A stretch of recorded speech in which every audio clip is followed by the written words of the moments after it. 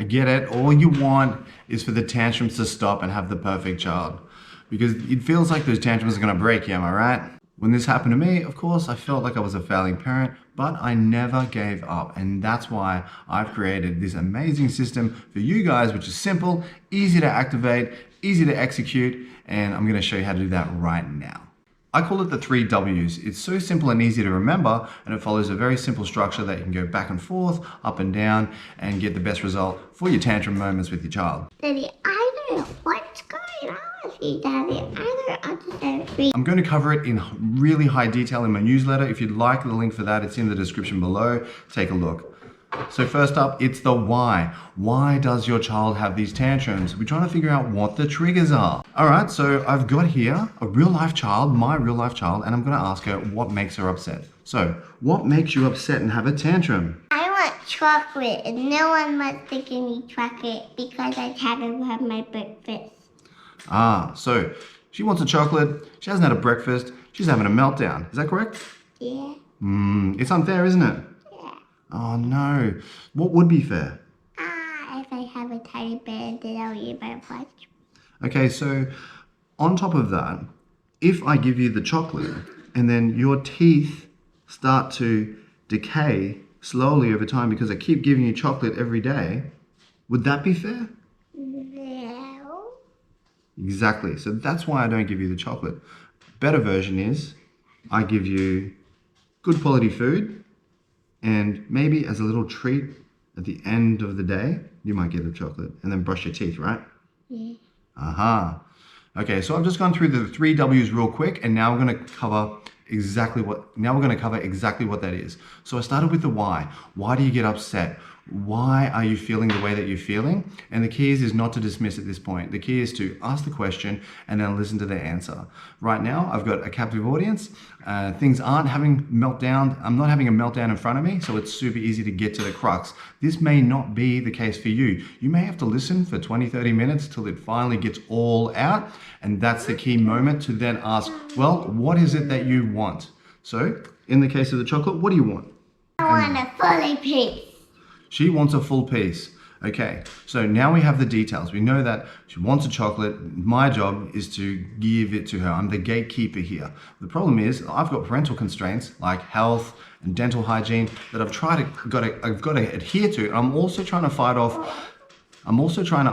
off eating disorders and poor eating habits where kids might often go to the junk or the high pleasure food rather than the healthy food. So I want to instill a sense of good quality healthy food in their diet so that they have healthy living at the crux of their living philosophy.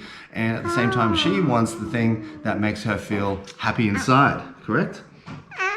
Yeah. So what I do in this situation where it's clear, there's no way that I can give chocolate in the mornings. It sets a bad tone, it sets a bad example. What I've got to do is move into the what if. So, honey, what if we have a great quality breakfast, we then brush our teeth, we go off to school, we have a great day at school, and we come home in the afternoon, and maybe as a part of your afternoon tea and afternoon ritual, you're allowed a little square of chocolate. Do you think that would be okay? Yeah, I had that yesterday at school. Now, I may have just gotten lucky here, but that is exactly the result you're looking for. Let's try a different result. Okay, so instead of saying yes, say no. Say no, I want it now. No. Okay, so we didn't get where we wanted to get to, which means I have to go back to what? Okay, so you want the chocolate right now. Well, I'm trying to help you understand how to eat well, and eating chocolate frequently and in the mornings especially is not good for your brain. Why? Because it's got sugar in it, and sugar is a great way to start feeling sleepy and to lose your... I want to tell you something. Okay, 1 second. And to lose your ability to think clearly. What we want to do in the mornings is to eat high protein and high fat and low carbohydrate, and that way you're able to study well. Would you like to study well? Yeah, but I don't know how to spell. Okay, well that's why you're going to go to school, and that's why we do our homework, right? So this is my proposal. Let's have chocolate after you've done your study. Well, when you go to school, you're going to do some study, isn't it? You're going to do some work. So can we agree that it's important to do our studies first? Yeah. So can we agree that it's important to get the chocolate?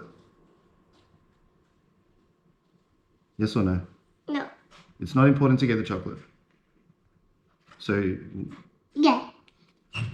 okay, so it's important to get the chocolate, it's important to study, and it's important to preserve those two factors. Where it's not this is a bad thing or a good thing, it's how do we apply this thing? By asking what if, you then open up options that they can run through the decision-making process with and get the right result for you. If you like this, check out my free newsletter where you're going to get heaps more detail into the 3 W's and how you can apply it into your parenting journey. It doesn't just apply to chocolate, it applies to anything. Going to the shops, being late for school, having a play date and then having to leave early, being in a pool party and then having to go home, all kinds of real life scenarios. Because it's almost done. So, actually yesterday I ate some crackers with no cheese and then, some bar. Awesome. And it was fun, right? Yeah. And you also had some good food too, right? Yeah. Yeah, that's awesome. So you see, with some conversation, a little know-how, you can really make an impact on your child's decision-making process and reduce those tantrums. Now, but here's the thing. What I believe is possible is that you can reduce your tantrums down to an absolute 0 simply by knowing what your kids want before you ask them, before they even want it. And to find that out, you really need to check this video out next.